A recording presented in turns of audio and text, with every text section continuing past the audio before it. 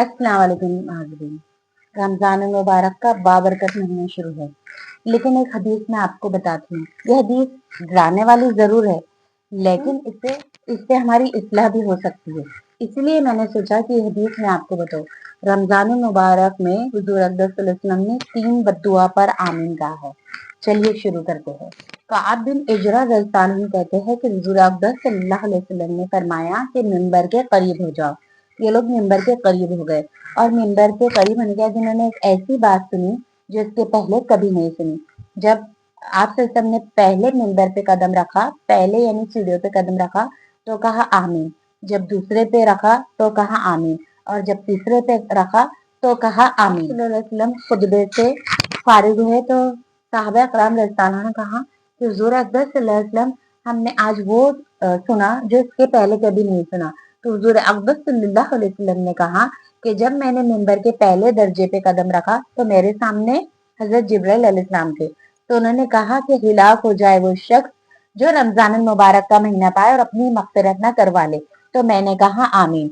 जब मैंने दूसरे दर्जे पे कदम रखा तो जब जिब्राइल अलैहिस्सलाम ने कहा कि हिलाक हो जाए वो शख्स जिसके सामने आप सल्लल्लाहु अलैहि वसल्लम का जिक्र मुबारक है और वो दरूद ना भेजे। तो मैंने कहा आमीन।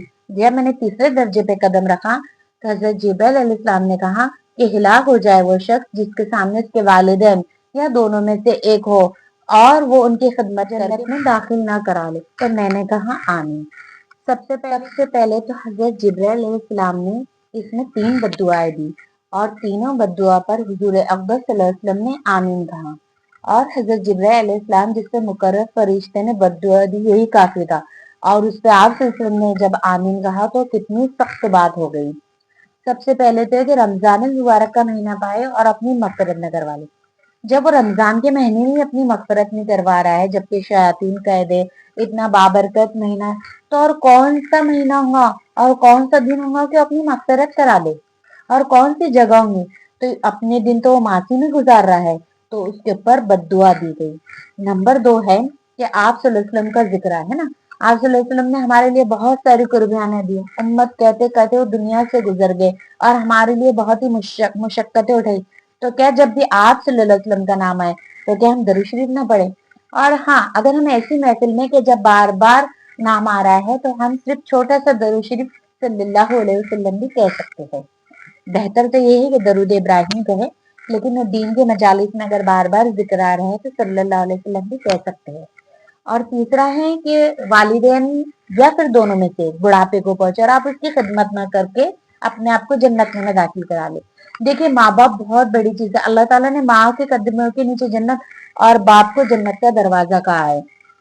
हमको उनको उफ कहने से भी मना किया गया है। अगर हम उनकी खिदमत ना करेंगे ना, अगर हम उनकी खिदमत करेंगे तो उनके दिल से दुआएं निकलेंगी और हम जन्नत में चले जाएंगे। माँ बाप के बारे में कुछ हदीसें जो मैं आपको बताती हूँ कि उनकी बेइज्जती ना करे, उनसे तकब्बुर से पेश ना आए, उनकी आवाज को अपनी आवाज से नीचा रखे, अमल बिल मारूफ और नही अनिल मुनकर करता रहे, यानी बुरे काम से उनको रोकते रहे और अच्छे काम की तरफ बुलाते रहे। और अगर ना माने तो भी अपना सलूक उनके साथ नरमी से रखे। अगर माँ बाप काफिर है तब भी हमारा रवैया उनके साथ नरमी से ही होना चाहिए और उनको नाम से भी ना पुकारे। हम 4 पैसे कमाने लगते हैं ना तो माँ बाप की कोई वक़्त ही नहीं रहती है। हम अच्छी ड्यूटी पर, अच्छी जॉब पर चले जाते हैं ना, ऊंचे दर्जे पे पहुंच जाते, अच्छे ओहदे पे फाइज हो जाते, तो हम माँ बाप को थोड़ा सा कहीं ना कहीं गिरा कर ही देखते हैं। अल्लाह अस्तगफिरुल्लाह, मैं सबकी बात नहीं कर रही हूँ, लेकिन कुछ है ऐसे नामकूल कई के लोग, तो अल्लाह इन सब से हमें बचाए। और ये जो तीनों बद्दुआएं भी है, अल्लाह ताला इससे हमें महफूज रखे। आई होप, मुझे लगता है कि ये तीनों बद्दुआएं आपके समझ में आ गई होंगी। मेरा बताने का मकसद ये है कि तीनों चीजों से हमें बचना चाहिए और अल्लाह ताला से इस्तग़फ़ार करना चाहिए।